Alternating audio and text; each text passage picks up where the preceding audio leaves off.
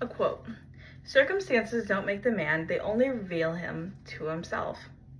My grandfather, James Russo, his life was one that could be defined by a series of fortunate circumstances.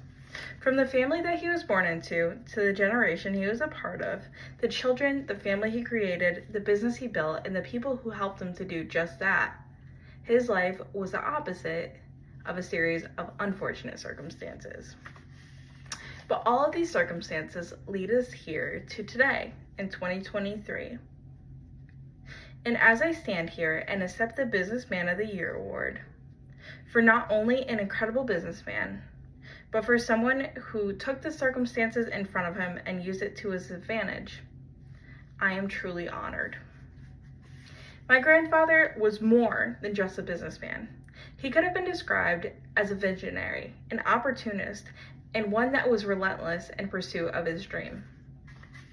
But he was far from someone who has ever dealt a bad hand. He was born into the Russo family in 1947. At this time, the Russo family, in conjunction with the Polio family, owned and operated Polio Cheese. Early on in his life, work ethic and morals were ingrained into his brain. He worked at the plant before he even attended middle school. He drove semi-trucks before he even could legally drive a car.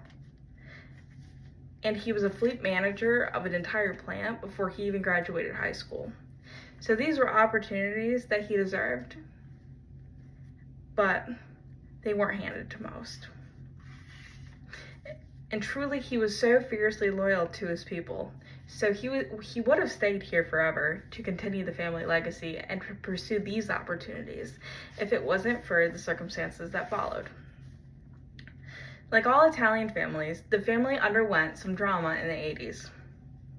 Splitting the company into two separate companies over a cheese recipe and then suing each other for millions of dollars, my grandfather decided that he wanted to forge his own path.